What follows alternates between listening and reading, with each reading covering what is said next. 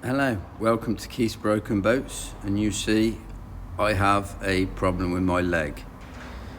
The water's sat in a chamber in the back of my leg and it's got some frost damage. This is the chamber.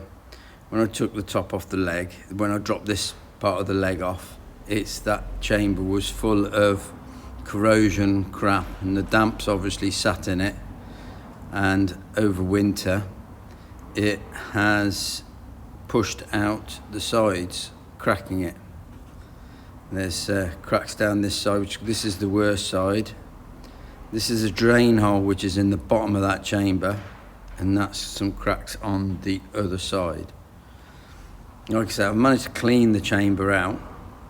There's no other damage on the leg. Normally if you get water in the gearbox, that cracks at the bottom there. I've got no other cracks in it. It's just these two on that back piece there where it goes into that where that chamber is.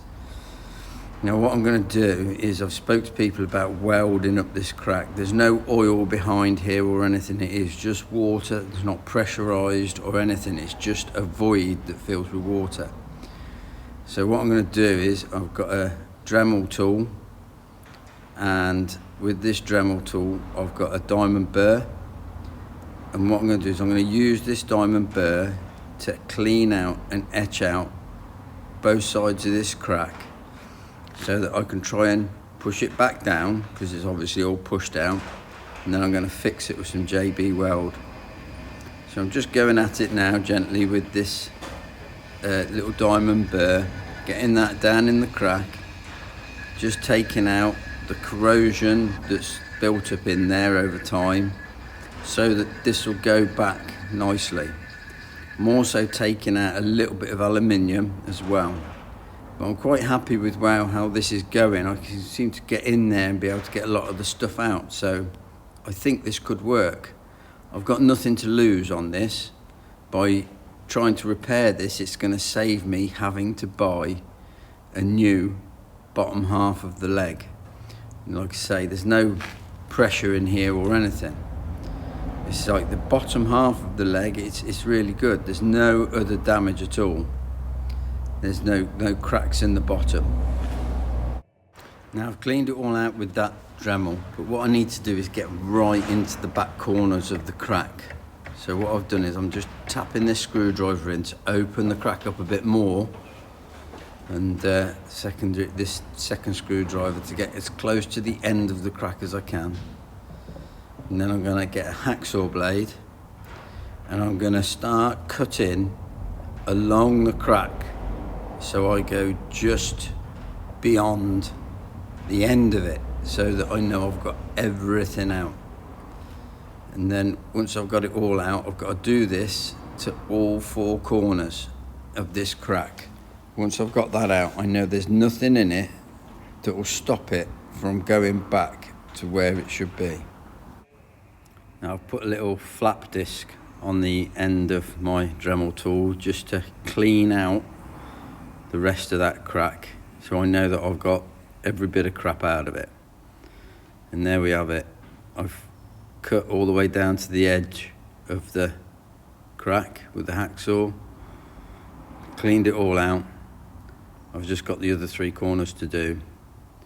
Once I've done it, you can see where I've cut it, all the four corners. So now I'm just going to get a hammer and gently try and tap back that bit of casing so it all comes back in line. And this is I'm hoping that it doesn't break out or anything while I'm doing this, and I'm really happy with the way that's gone back. I can get in there now. I'm gonna clean it all up a bit more. I can get in there now, so it's all gone back nice and flush. I'm really happy with the way that's gone. I'm gonna get my sander, sand off all the paint off the top of it.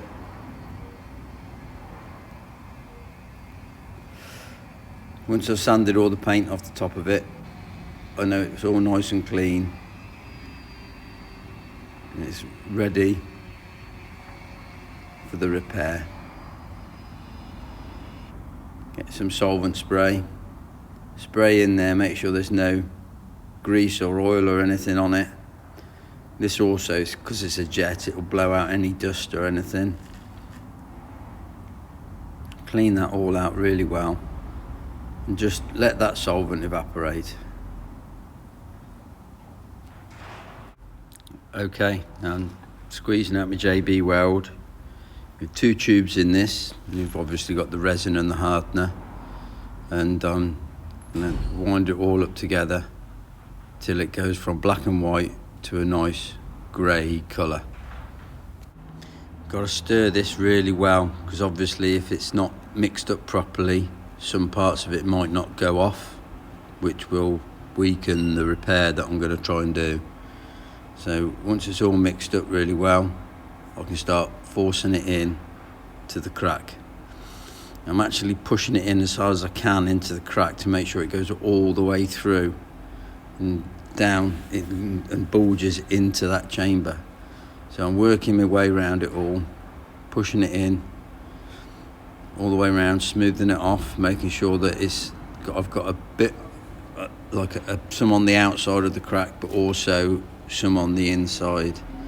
Keep going around it all until I've pushed it in deep into the corners, all the way along the edges, all the way around. And I'm going to get a bit of rag and wipe off the excess, because I've gone a bit mad. But you can never have too much, can you? JB Weld, they say, is sandable, so any excess I can sand off. Just sort of smoothing it out now, making sure I've got no low spots. And then I'm going to be leaving it for, it says 24 hours. You can see here where it's sort of run down into that chamber inside, so I know it's gone in there really well. I'll get a hacksaw blade or something in there and just smooth this off. 24 hours later, it's all gone off, and just seeing how sandable it is. It is really hard, actually. I've got a bit of wet and dry on it, and it's just sort of touching the surface of it. It's taking a bit of getting off. So at this point in time, it's a good idea to move on to a power tool. Okay, so I'm resorting to the electric sander. I've got quite a coarse piece of paper in here, and just sanding off all the high spots of that JB weld.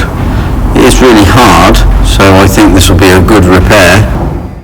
Okay, I've got all the worst of it off now, so just gonna, feels nice and smooth, no dimples, just a bit of fine wet and dry now, just to the final clean up of it all, and then it will start to be ready for some paint. That feels really nice, actually. I'm really happy with that.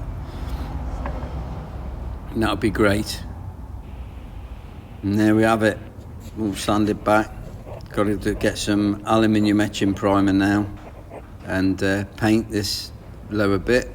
Obviously I've got the cracks to repair on the other side. I should just going to do that exactly the same way, and that feels nice and smooth.